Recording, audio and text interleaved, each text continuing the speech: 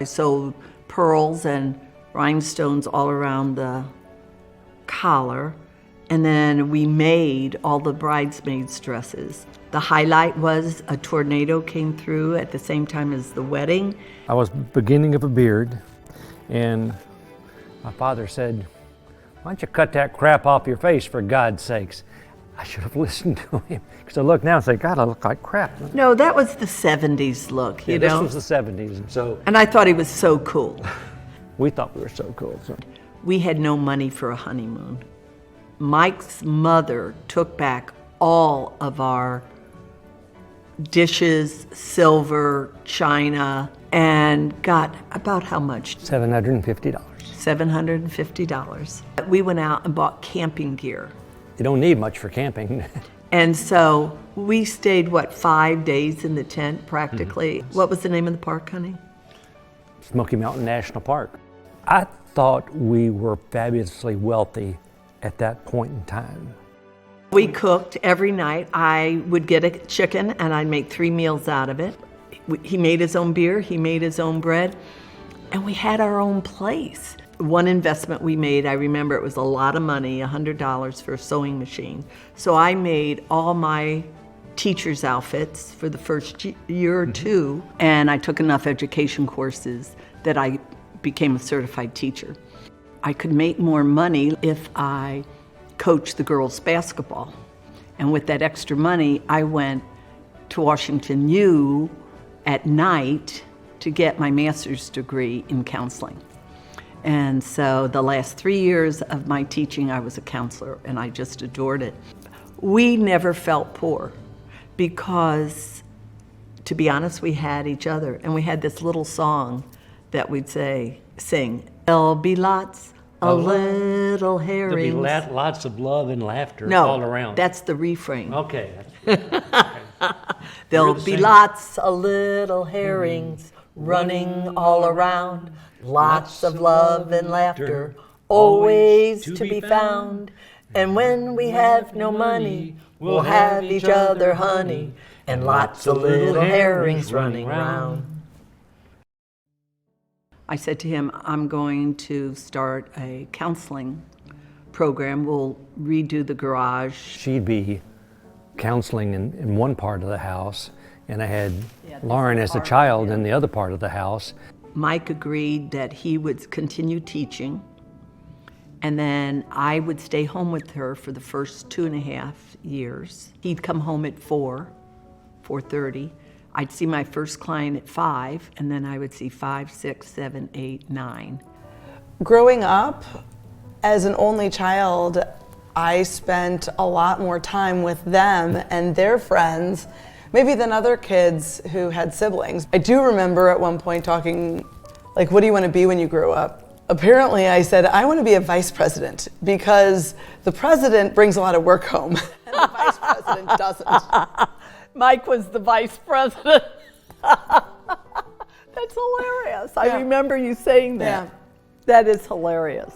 I have special memories with my dad where we would watch Terminator or, just action movies together.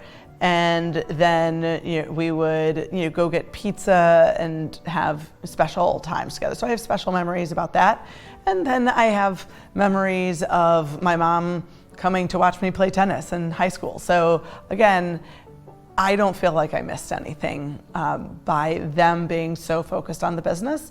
And they did an amazing job of not putting whatever stress they might have experienced onto me.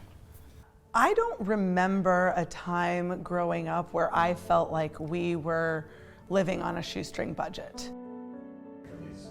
I started hearing from women how unhappy they were that they moved for McDonnell Douglas or Ralston Purina or some other big company from New York to St. Louis, and how lonely they were. They missed their friends. They were angry that they had to leave their jobs. They couldn't find a job. I came home one day and I said to Mike, I've lived relocation as a 13-year-old and I was miserable for 4 years. I said, we have to stop this. We didn't even know exactly what it would be. So I've always said that everyone has a $1 million idea, but only millionaires do them. And so you just got to get going and do what you need to do, and you can be a success. Family assistance in relocation did not exist at that time. So we couldn't go to someone and say, what's going on with family assistance? They go, nothing. No. If we tell Joe to move, Joe moves. What's the problem? It was totally by the seat of our pants. My sister moved 22 times and she was making the next move. I said to Mike, I'm gonna go up and film her moving, film Instamatic or whatever camera I had, and I took 100 different slides. And I would speak at corporate events, so I would show the slideshow, and half the time, all the women were crying, men were choked up. In 1988, we started Impact Group, and that was specializing in corporate relocation for the relocating family. I started saying to Mike, we need something physical I could show these people.